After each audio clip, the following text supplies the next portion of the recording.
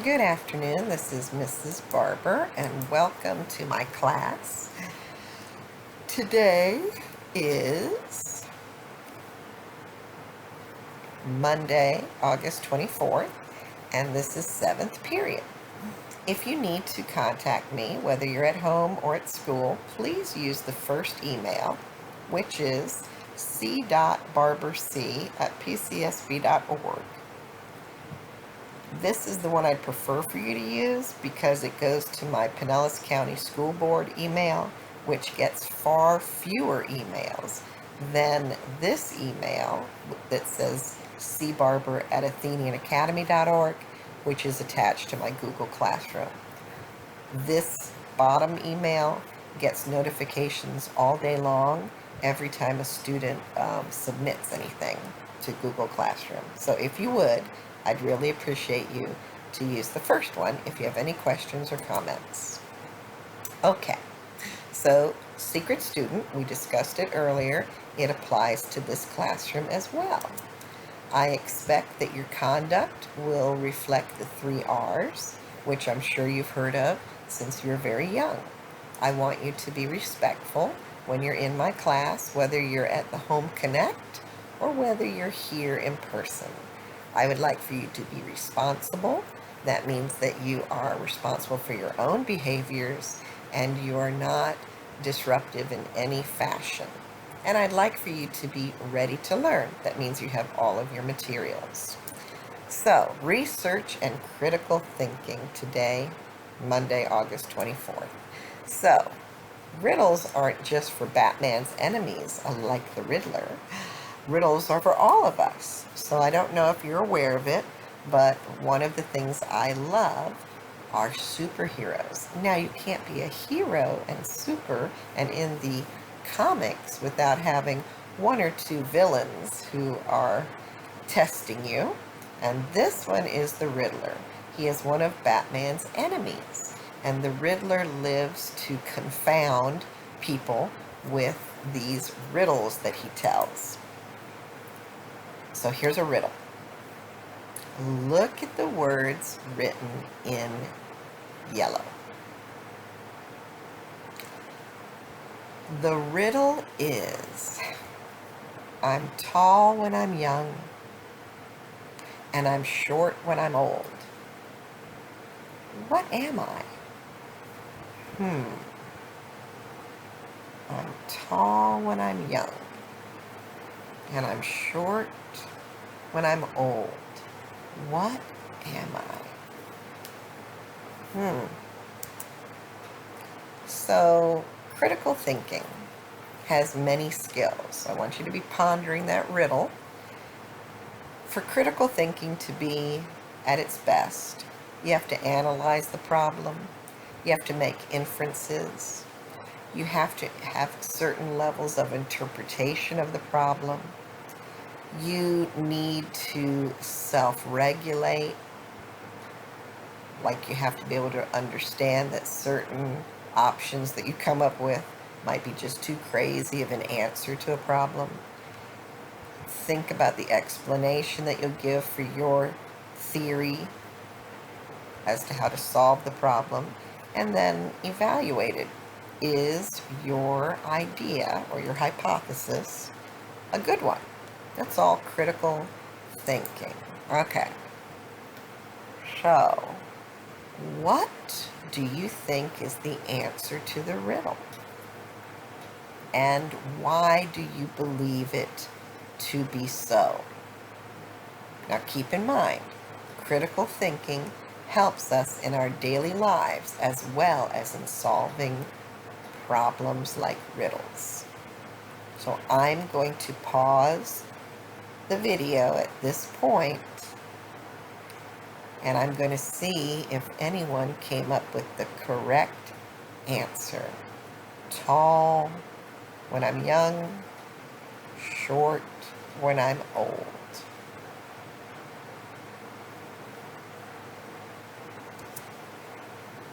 Okay, so if you would, you were supposed to have a 2-subject spiral for this class. Please get out your 2-subject spiral. And let's make sure that you put your name on the first page, the very top, and then right below that, but above that line that goes horizontal, write the term critical thinking. Critical thinking. And then on the next line, put a little dash and write this definition. Critical thinking is a manner of thinking that employs curiosity, creativity, skepticism, analysis, and logic. Period.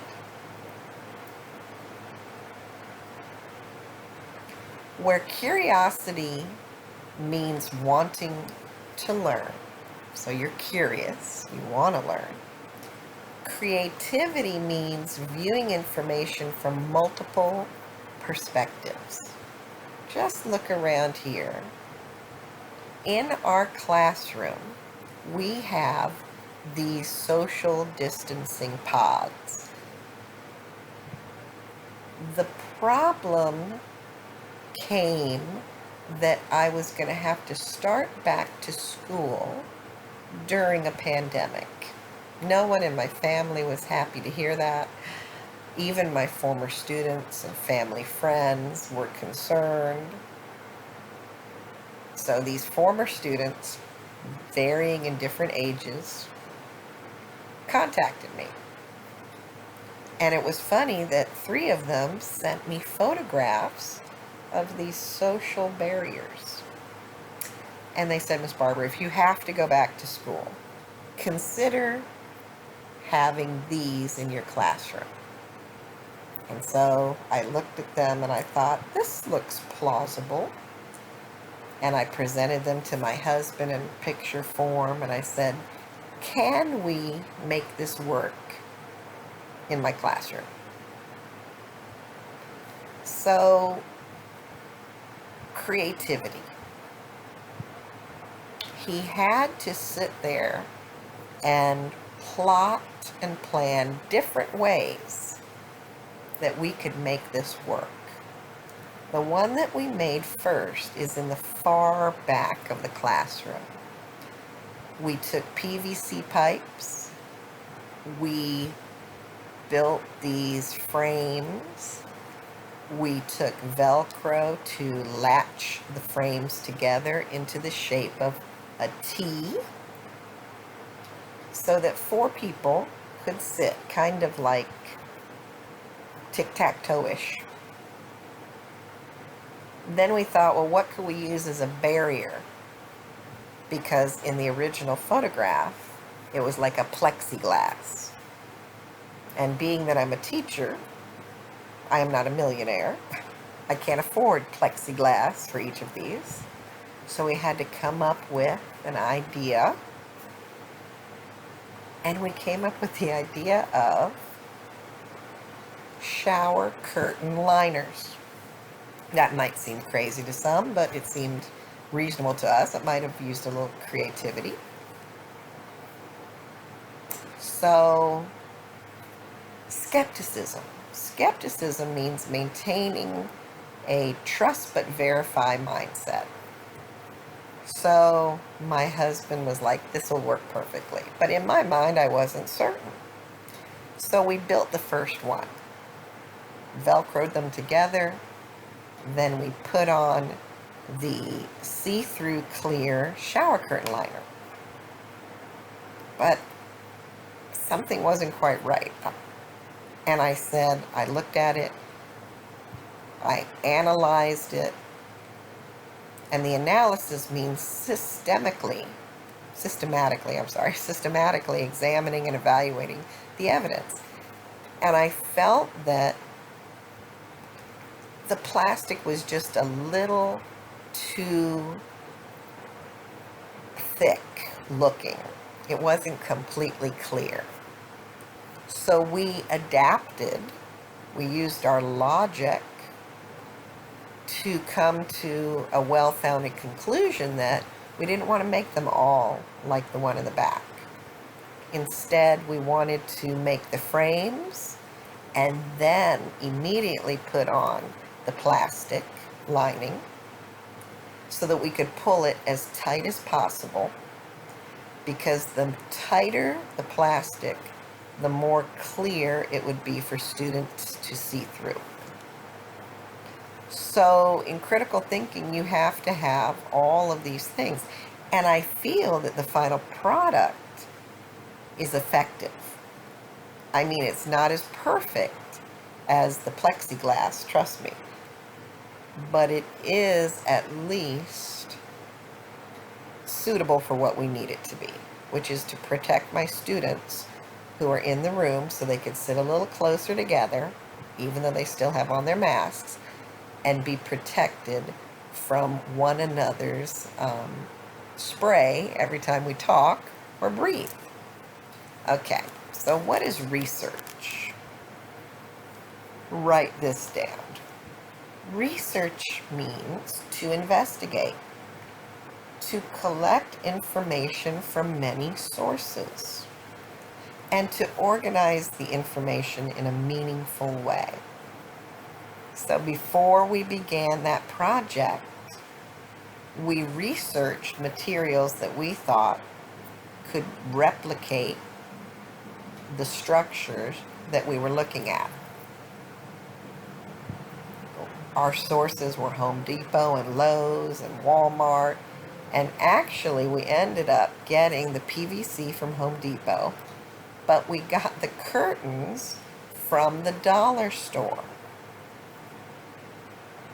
And we organized all that information, hopefully in a meaningful way, so that we could be able to create what you see in front of you now. All right, so you've got out your class spiral. Your name is on there. The class name, I hope you put on the front of it, research and critical thinking, or at least critical thinking on the next page. Now, below that definition that you wrote down, I want you to have today's date, and I want you to put the title, Mysteries of Vernacular, the Origins of Odd and Interesting Words. So write that title, Mysteries of Vernacular, the Origins of Odd and Interesting Words. And then skip a line and put number 1, quarantine. Quarantine. Quarantine.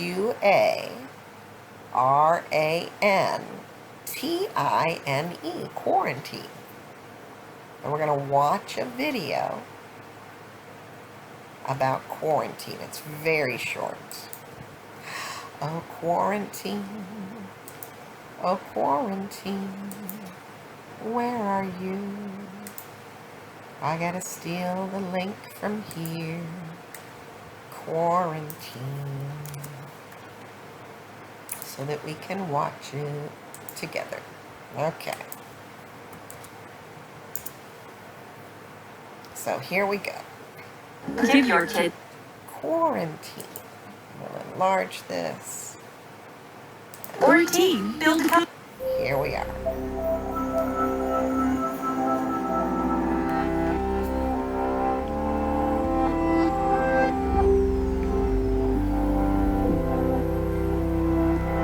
Mysteries of Vernacular. Quarantine. A state, period, or place of strict isolation meant to prevent the spread of disease. In the 14th century, the bubonic plague later called... I'm going to back up and get us that definition. Because you're going to place of copy it. strict isolation meant to prevent the spread of disease. So please write down this definition for the word quarantine. A state, period, or place of strict isolation meant to prevent the spread of disease. Please jot that down. A state, period, or place of strict isolation meant to prevent the spread of disease.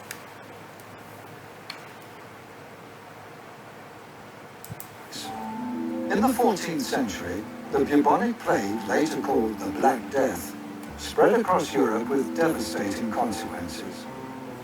It's been estimated that the plague decimated at least 1/3 of Europe's population.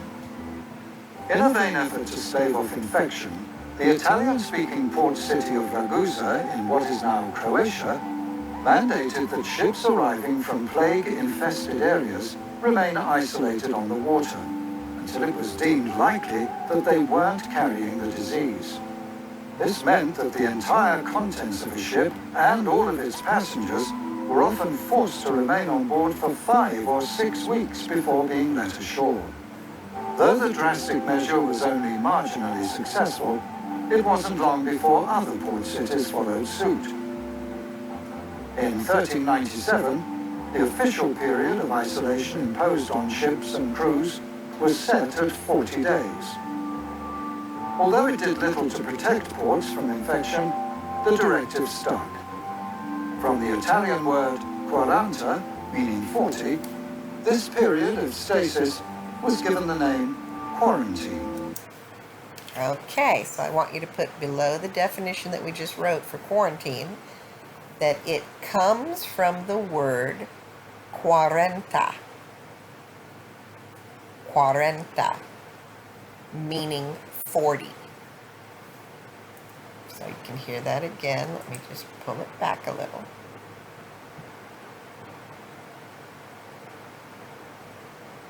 And here we go.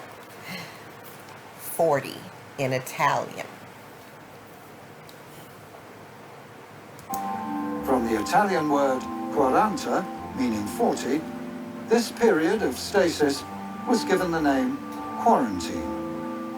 And by the mid-1600s, the word quarantine was being used to describe any place, period, or state of isolation, plague-related or not.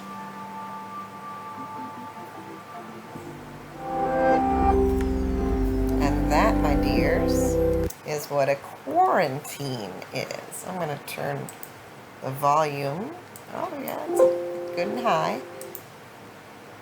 for that. Okay, so you have written down quarantine, and now critical thinking. When is a pandemic over? When is a pandemic over? Well, obviously, the pandemic that we are in right now is not over yet. If we're out in public, what are we doing? We're covering our faces with masks. We're washing our hands or using hand sanitizer.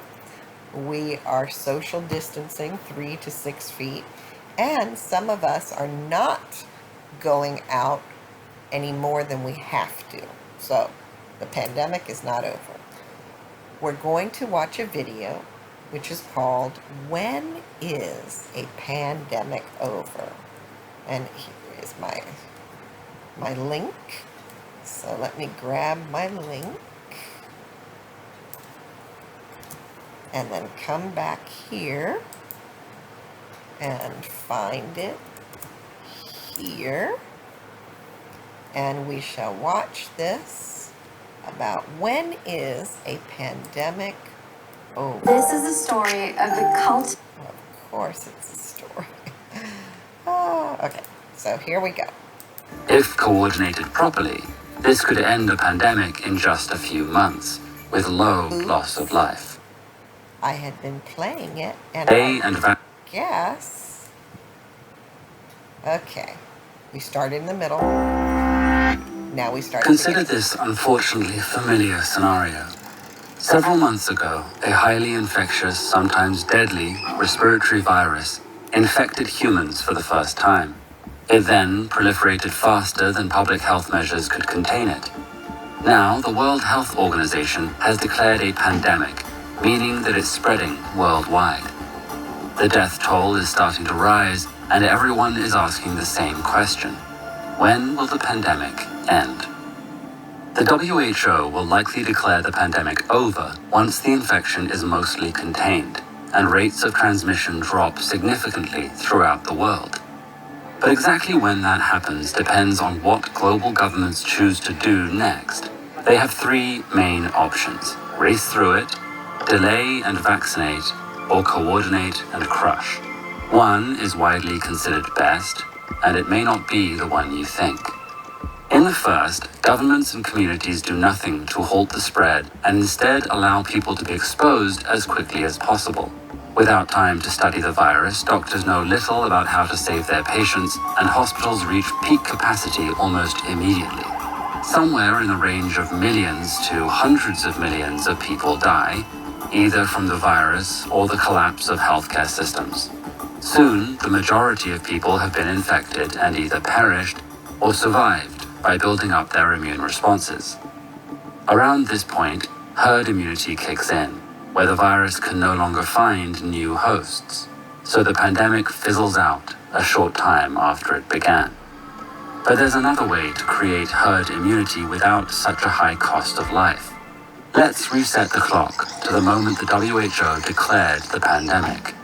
This time, governments and communities around the world slow the spread of the virus to give research facilities time to produce a vaccine. They buy this crucial time through tactics that may include widespread testing to identify carriers, quarantining the infected and people they've interacted with, and physical distancing. Even with these measures in place, the virus slowly spreads, causing up to hundreds of thousands of deaths. Some cities get the outbreak under control and go back to business as usual, only to have a resurgence and return to physical distancing when a new case passes through. Within the next several years, one or possibly several vaccines become widely and hopefully freely available thanks to a worldwide effort. Once 40 to 90% of the population has received it, the precise amount varying based on the virus, herd immunity kicks in, and the pandemic fizzles out. Let's rewind the clock one more time to consider the final strategy: coordinate and crush. The idea here is to simultaneously starve the virus everywhere through a combination of quarantine, social distancing, and restricting travel. The critical factor is to synchronize responses. In a typical pandemic, when one country is peaking, another may be getting its first cases. Instead of every leader responding to what's happening in their jurisdiction, here everyone must treat the world as the giant interconnected system it is. If coordinated properly, this could end a pandemic in just a few months, with low loss of life. But unless the virus is completely eradicated, which is highly unlikely, there will be risks of it escalating to pandemic levels once again. And factors like animals carrying and transmitting the virus might undermine our best efforts altogether. So which strategy is best for this deadly infectious respiratory virus? Racing through it is a quick fix, but would be a global catastrophe and may not work at all if people can be reinfected.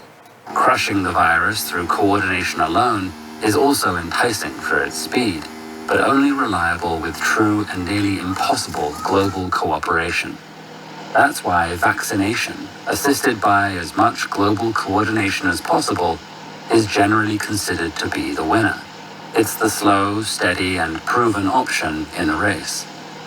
Even if the pandemic officially ends before a vaccine is ready, the virus may reappear seasonally, so vaccines will continue to protect people. And although it may take years to create, disruptions to most people's lives won't necessarily last the full duration. Breakthroughs in treatment and prevention of symptoms can make viruses much less dangerous, and therefore require less extreme containment measures.